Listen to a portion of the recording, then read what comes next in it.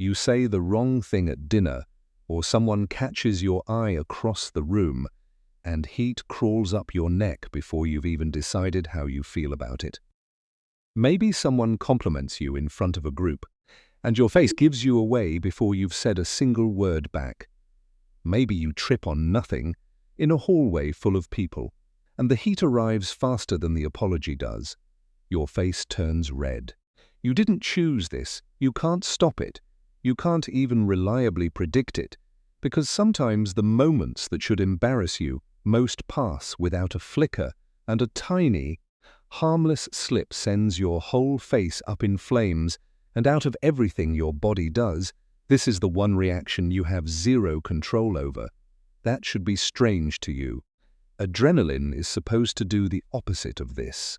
When you're scared, adrenaline pulls blood away from your skin and sends it to your muscles, which is why fear makes people go pale. Your face should be draining, not flushing. So why does the exact same hormone, in the exact same high-stress moment, do the opposite thing on your face? Something in your anatomy is breaking its own rules, and it's only breaking them in one place. Scientists went looking for that place, and they found it. The skin on your face, ears, and neck carries a set of receptors that the rest of your skin doesn't have. Under adrenaline, these receptors don't constrict blood vessels the way everywhere else on your body does. They widen them. Blood floods toward the surface instead of away from it. This isn't panic leaking out somewhere convenient. It's a dedicated piece of hardware built into your face and nowhere else. Compare human facial skin to the skin on the rest of your body, or to the faces of other primates, and the difference holds up. Human faces carry a denser network of capillary loops and a greater capacity to hold red blood cells than either. Your face isn't just skin that happens to redden, it's built structurally to redden. And once you know that, the next question gets sharper. Built for what? Researchers ran an experiment that narrows it down. They had someone sing in front of an audience while a second person stared at just one side of their face. Blood flow rose only on the cheek being watched, not the whole face, one side. Whatever system controls this isn't just reacting to embarrassment in general. It's tracking, in real time, exactly where someone's attention is landing on you. That's not a malfunction, that's precision. And precision like that needs wiring behind it. Your brain has around 500,000 neurons called von Economo neurons, giant, fast-conducting cells that specialize in transmitting social signals at high speed. Elephants and whales have them too. And in those animals, they seem to support empathy. In humans, they connect directly into the network that controls blushing.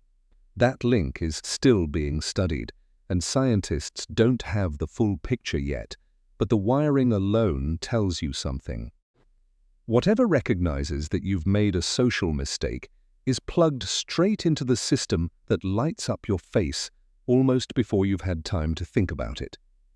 And here's where it gets uncomfortable. You're usually the last one to find out. The color change on your face can show up within seconds, but the feeling of heat you associate with blushing often lags 15 to 50 seconds behind it. People around you watch you turn red before you feel a thing. Your body has already made its announcement, and your conscious mind is still catching up. It gets stranger. You don't even need a real audience. An imagined one works. Tell someone you're blushing when they aren't, and the accusation alone can trigger the real thing, a feedback loop your own self-consciousness sets off. There's also more than one version of this response. The sudden, all-at-once flush most people picture is what researchers call the classic blush. But there's a second, slower version, a creeping blush. Blotchy patches that start at the neck and spread upward over several minutes. That version shows up less in a single embarrassing moment and more in sustained pressure, a job interview, a presentation, a conversation you can't escape. Two different patterns, two different triggers, and the same underlying system running both. So put the pieces together. a system with its own dedicated anatomy, a response precise enough to track exactly where you're being watched, a signal that fires before you're even aware of it, that you can't switch on by deciding to. And that comes in more than one form depending on how long the pressure lasts. There's a name for a signal like that in evolutionary biology, an honest signal. The idea, going back to Robert Trivers and the handicap principle in evolutionary theory, is simple. A signal only proves something if it can't be faked on demand. If you could blush whenever it was socially convenient, blushing would be worthless as proof of anything. The same way a reference letter you wrote for yourself would be worthless. The fact that you can't control it is exactly what makes it worth trusting. Charles Darwin noticed something that locks this into place. He studied people who were blind from birth, people who had never seen a red face, never seen shame performed on someone else's skin. They blushed anyway. Not because they learned the behavior by watching others do it, because it was already installed, before anyone had a choice in the matter. There's a layer underneath this worth naming too, and it starts outside our own species. Plenty of social animals have some version of a submission display, a posture or gesture that says, "I recognize I've overstepped and I'm backing down," without a single word passing between them. A subordinate primate lowers its body, avoids a dominant's gaze, and the tension in the group drops almost immediately. The display isn't punishment. It's a fast way to restore the relationship before it curdles into something worse. Psychologist Dacher Keltner has argued that a human blush works on the same logic, dressed differently. It isn't only a confession. It works like an apology your body sends before your mouth catches up, a signal that says, "I know I crossed a line, and I'm not going to pretend otherwise." Other people tend to read it that way too, and they often soften towards someone who blushes rather than someone who stays completely composed after a mistake. The redness isn't just exposing you, it's doing repair work in real time on your relationship with whoever's watching. Now, here's the detail that changes how you think about this. Researchers have looked at people who almost never blush and compared them against personality measures for psychopathy and Machiavellianism. The non-blushers score higher. Ride that again. The people who don't show this so-called weakness are the ones whose internal pressure to follow the group's moral rules is measurably weaker. This part is correlational, not proven cause and effect, and it's worth being honest about that limit. But it flips the entire story. You spent your whole life treating blushing as evidence that something was wrong with you in that moment. The people who never do it might be the ones worth watching more closely. Not everyone agrees blushing evolved for this purpose at all. Some scientists argue it's a spandrel, a side effect of a general vasodilation reflex that got carried along for the ride, with no signaling function of its own. It's a real position, and it deserves to be said out loud instead of quietly dropped. But it has trouble explaining why the receptors and blood vessel density are concentrated specifically in the face, on a schedule tied to social scrutiny and nowhere else on the body. An accident doesn't usually build itself a dedicated delivery system, with its own wiring, its own timing, and its own audience tracking precision. There's one more detail that matters, because it changes who gets to notice this signal at all. In people with darker skin, the visible red shift is harder to see, which is exactly why many cultures describe shame as skin darkening rather than reddening. But the underlying sensation, the heat, the tingling, shows up the same way regardless of skin tone. The mechanism is universal.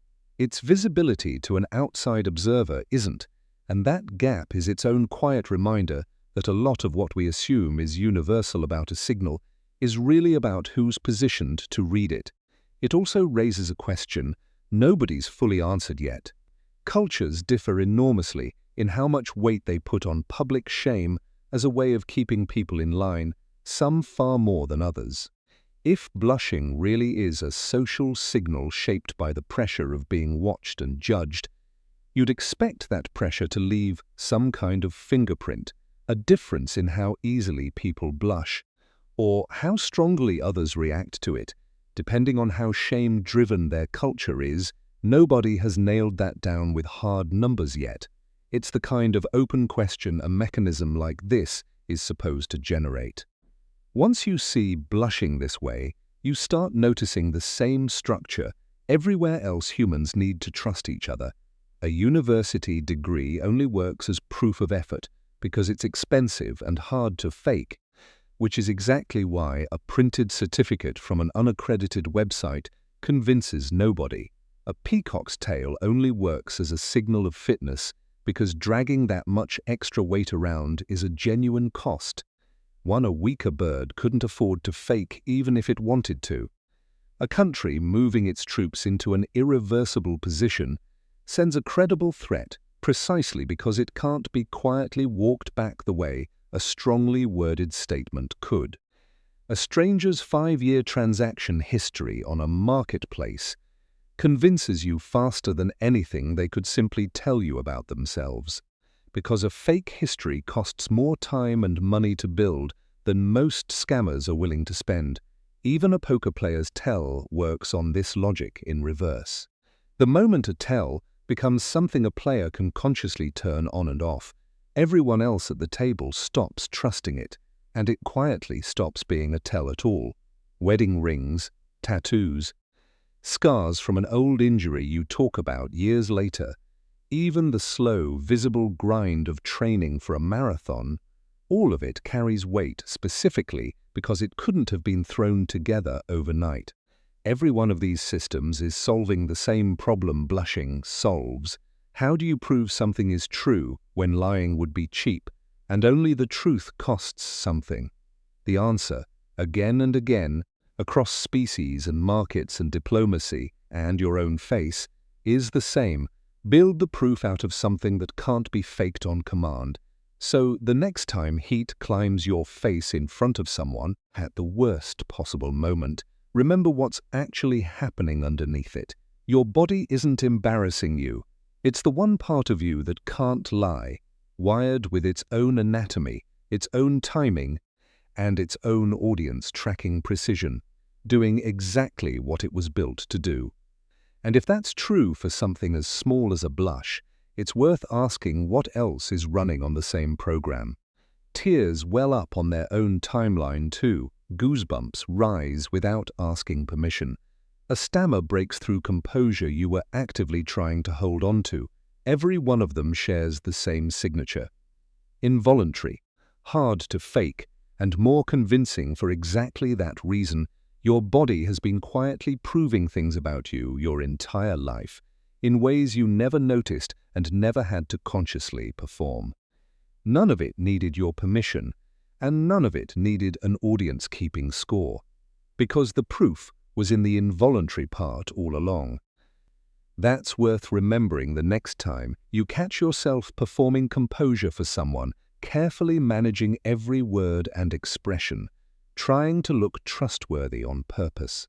The most convincing thing you do might be the one thing you were never trying to do at all. The question worth sitting with isn't how to control that signal better. It's what your body has already been saying, without asking you first, and who's been listening this whole time.